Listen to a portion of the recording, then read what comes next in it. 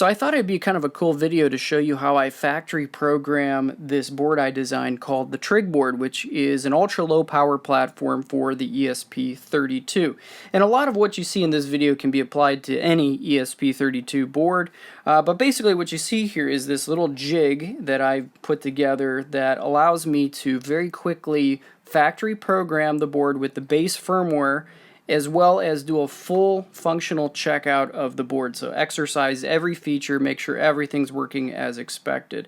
So in this video, I'm going to first start out by showing you how you can take that base firmware from the Git page and pull it down and get a successful compile and load it onto the trigBoard yourself using both a USB to serial converter as well as OTA over the air on your Wi-Fi network. And we'll do this first from the Arduino IDE, so you can go and modify the code. Or let's say you just wanted to take the code that I've developed and just write the bin file. So you don't feel like setting up the Arduino IDE and getting the compile and everything going. You just want to take that pre-compiled bin file and load it in yourself. I'll show you how to do that as well using the command line on both a Mac and Windows, and we'll also do it using, again, both the USB interface and OTA. So we'll do OTA over the command line as well. So lots of good stuff in this video, again, you can use for any ESP32 board. So let's go ahead and get started. Okay, so let's jump over to the wiki and go down to the base firmware. And you see here we've got the GitHub repo right here.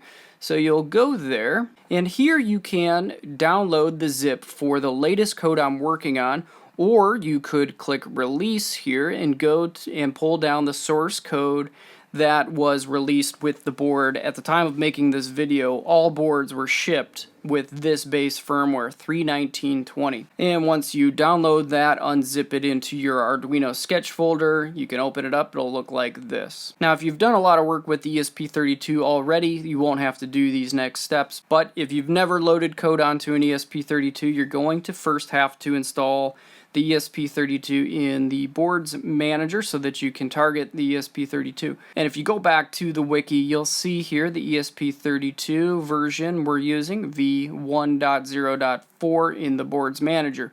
So you see this URL right here. You'll have to go over into your Arduino preferences, go down to additional boards manager URLs, and make sure you've got the ESP32.json URL pasted in there. And then once you have that, you can go down to Tools, Board, and then Boards Manager.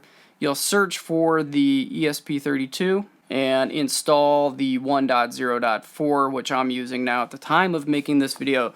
And again, you know, if you watch this video, you know, months from now, there may be a new version. You can test that out, but the base firmware at the time of release was with this version. And you should be able to now see your ESP32 boards. So we're going to use the ESP32 dev module, and then these are the settings I'm using. So you see here the fastest upload speed. I've got the biggest flash memory on this chip here. And the partition scheme, which is important here, is the minimal SPI flash file system there. We'll talk more about the port here in a second when we get there. So now at least we have the board set up. Next, we need to make sure we've got all the latest libraries. Again, back at the wiki, you see here, these are the external libraries that you will need to install. So pub/sub client, and then to install that, all you need to do is go to Sketch, include library, manage libraries, and then you can search for these. So we type in pub/sub there, and there's the pub/sub client library we are using, 2.7. Next up is the Arduino JSON. We're using version 6.13. There it is, 6.13. So even though that's 6.13 there, it looks like there are new versions of this library. I'm going to leave that as is for now, though, because I don't know what was changed. And then PushSafer as well. Now, even if you're not using PushSafer, you still need to make sure you've got this library installed.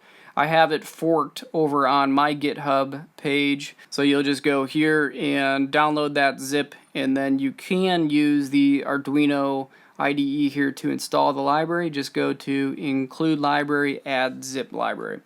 Okay, then from there you should be good to go. So if you go and click Verify, you should see a done compiling, and then now you can upload to the trigBoard. So let me show you this little jig here first though. So this is kind of neat. Basically, we've got a USB to serial converter down there, but if you were to program the board, you would plug it in just like this on the programming header. This is a USB to serial converter. Pretty much any one would work. This is based on the FTDI FT230X. You just want to make sure that your logic is 3.3 volts and that you have a DTR or RTS pin connected up as well so that the auto reset circuit works on the trigBoard. And of course I have these available on the Tindy store as well. So here's how the jig works though. Just slide it in there and then it automatically plugs itself into the USB to serial converter, which is kind of cool. Let me zoom in on that. See that? I was kind of proud of myself that worked so nicely. And then we've got two JST connectors here, one for power, so I've got a power supply hooked up here, and then another to a real magnetic sensor here so that we can test that trigger input. And then the two JST connectors are just kind of like hot glued to this little piece of plastic, and then I can just plug that straight in. And that's all there is to it. Now a couple very specific things to the trigBoard.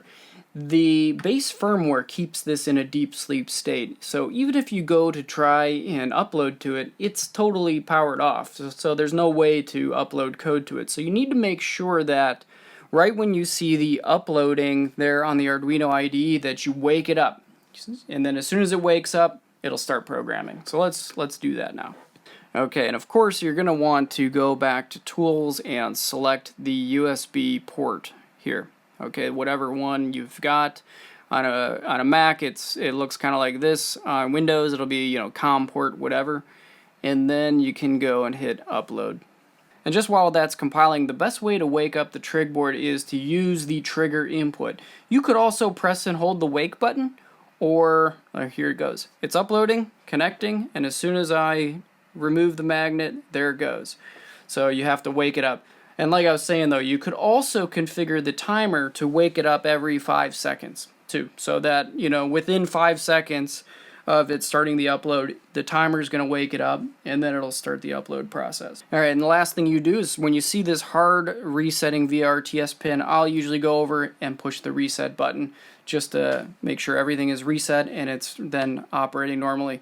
Okay, so that's how from the Arduino IDE you can program over the USB connection. But what about OTA? So we're using the base firmware here, so we have the configurator built in. So let's go ahead and press and hold the wake button on the trigBoard. You see the LED turns on there. We'll press and hold until we see the flashing LED, and it's kind of hard to see, but it's flashing. Now we can go to the configurator page. We'll click connect up to the trigBoard, and this is again from Google Chrome. Okay, so anyway, let's go here. You see that the Wi-Fi is not connected, so let's just click save and connect with DHCP. Make sure we have the green there. There it is, so all is good. And to do an OTA program, we initialize OTA here. Click that, and then now from Tools we can go down to Port, and you see we have a new network port down here with the IP address of our trigBoard, so we can select that. If you don't see that, sometimes you gotta reboot the Arduino IDE to see it, and this doesn't always work, and I'll show you through CommandLine how to do this as well.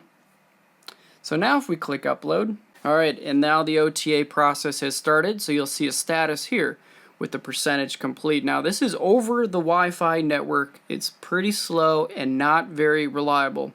In fact, it could take a couple tries to get the entire program uploaded. Alright, almost done, and as soon as it's complete, we should see this then disconnect from the configurator. If it failed, it would just resume back to its, the normal view there from the configurator, and that was an OTA program. So now, which is over the Wi-Fi network, completely wireless. We didn't actually need it connected to the USB to serial converter there. And if we were to wake it up, everything should work as normal. We can then reconnect to it via the configurator if we wanted to. Yep, and there we have it.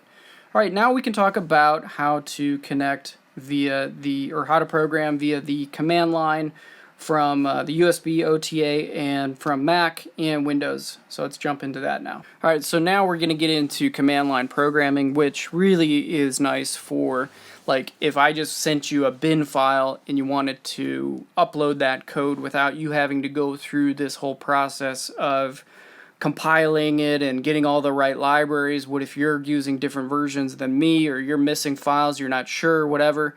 It's known working code that will upload exactly the way you see it here on my machine. So that's kind of nice. And also, every time from the Arduino IDE that you click upload here, you have to wait for it to fully compile, which takes forever. So if you're like me here, where you're programming a lot of ESP32s, you don't want to have to wait for the compile. You just want to upload immediately. So we can do all of that through the command line.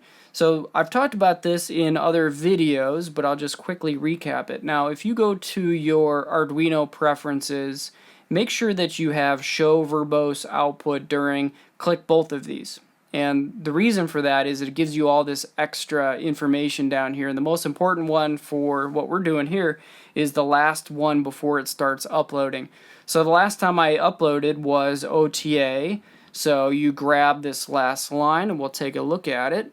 And you see here that it's using Python here to run the ESP programming tool here to do the OTA. And you see in there you've got the IP address, you've got the target, well, you've got the bin file that you're going to use for the upload. And see, this is in a location on your computer that the Arduino IDE decided to put the bin file. But if you wanted to keep this, for future use, you would want to do either, let's go back to the IDE, you would want to go here and do a sketch export compiled binary, and that's going to put that bin file right in your sketch file. So you see it right here, and that's the same thing. So you can use that file. So like if I did right click on this from a Mac and then copied the path out and then just put that path right here, then that would be the same thing. And I can reuse this over and over and over again and run this from the command line. I'll show you that in a second. But also note here we've got the IP address. So, from the configurator, when we go here, you see it's .110. Well, what if that was different? Let's actually disconnect from this real quick. So let's turn on static IP for a second, just so I can show you. Let's change it to .105 the way I've got it there, and then save and connect with a static IP. So you see it's .105. So if I just copied this whole thing out, but I'll change that IP address to 105, I'll copy this whole thing out and put it into terminal. It's sending the invitation, but see, nothing's happening yet because I need to make sure that I initialize OTA. So as soon as I do that, hopefully, eventually, there it goes. Pretty cool, right? And while that's going, I just want to show you what this looks like over on Windows. It's a little different, actually. So I'll select the same port over there. I'm going to click upload. Alright, so it's doing the same thing. And what I want to do, though, is grab this last line here and show you what that looks like on Windows. A little different. You see here, we are using the same tool, but now it's .exe file. You see there. And we've got the IP address. That all looks the same. And then the location for the bin file. So on Windows it's pretty close, but a little different, and I actually created this little cheat sheet here. So for OTA on a Mac, it looks like this. On Windows, it looks like this. And what I've also done here is, if we go to the sketch folder for this base firmware, the latest firmware that's up on the Wiki, you'll see that there's a factory program folder, and I've got the OTA and USB bin files that are used here. And so you can very easily just take this and try it for yourself. So then you can see here on a Mac, you see the file is just where I've got it in my sketch folder. So if you were to download this out, you just need to modify the paths here. So even for where you've got your Arduino installation folder at, and by the way, even though this is all done through the command line, you still need the ESP32 installed in the boards manager. Okay, otherwise it's not going to be able to find these flash tools. So for USB programming, it's actually exactly the same process that I explained in a few videos back on command line programming, but I'll just quickly show you how this works. So for some reason you get 2 bin files when you do it this way, and this is actually basically, you know, the same kind of thing where you copy and paste that last line out of the Arduino IDE right before it starts uploading. And when you look at that, you'll see 2 bin files are included. Let's do that real quick. Okay, so it just started uploading. I'm going to grab that last line just to show you what I'm talking about here. And we'll just throw that over here real quick. So what it does here, again, you get these bin files in the temporary locations wherever the Arduino IDE puts them. So you see we've got 2 bin files. There's the main one and then the partitions bin file. And what I've done is just go to these paths, okay? And it'll be the same kind of thing on both Windows and Mac.